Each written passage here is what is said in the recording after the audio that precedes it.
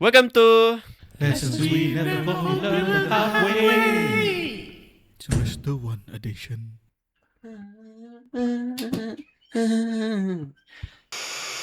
Untuk target hari ni, subjek yang kami panggil ialah OSH Legislation. Yeah! Kalau kamu mau tengok video penuh kami di mana kami sengsara dalam satu semester, itu ada di video lain. Check it out. Yeah. Hari ini kita akan speed run, iaitu subjek boleh dipanggil OSH Legislation. Let's get into it. Let's go.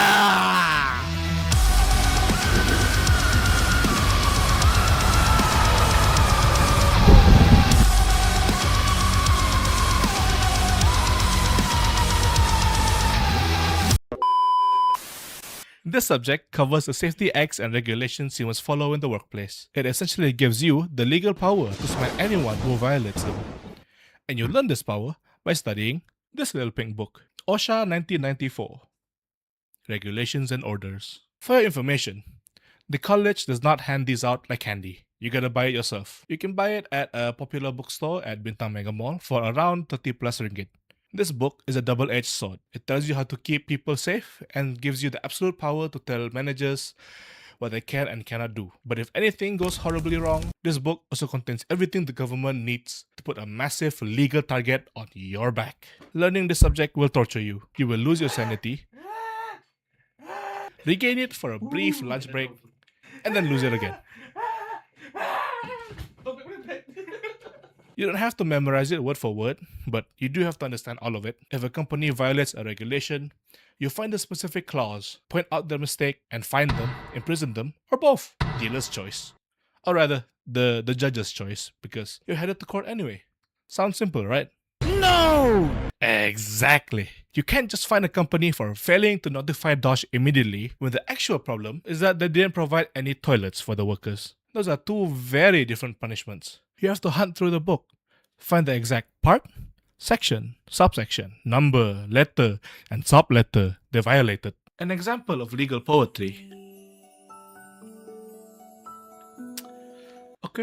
Occupational Safety and Health Act 1994, Part 4, Section 15, Subsection 2E states that an employer must provide a working environment that is, so far as is practicable, safe, without risks to health, and adequate as regards to facilities for their welfare at work.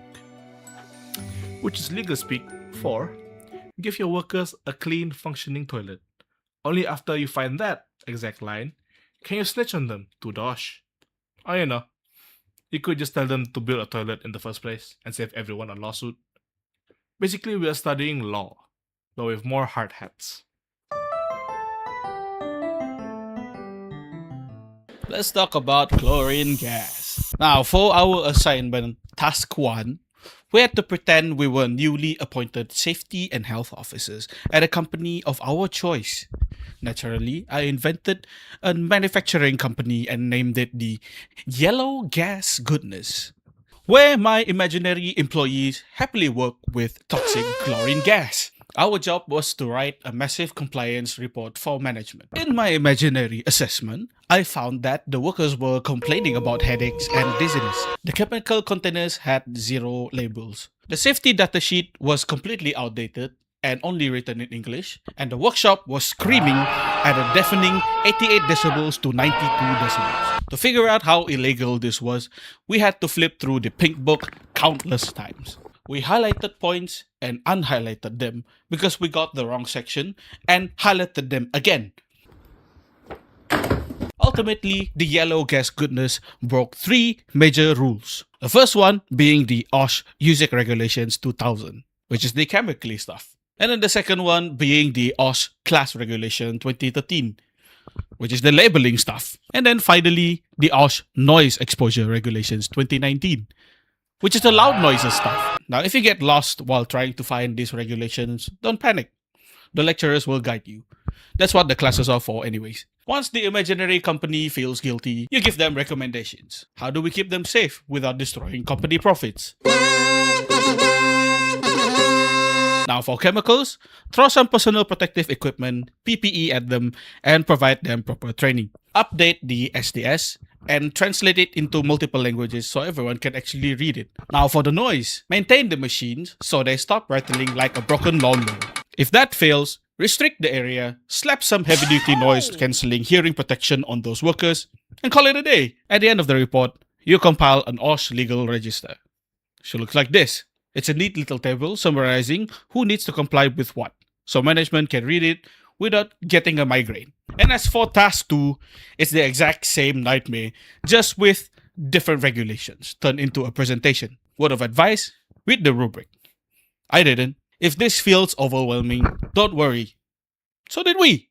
Just kidding. In the real world, you can open the book whenever you want.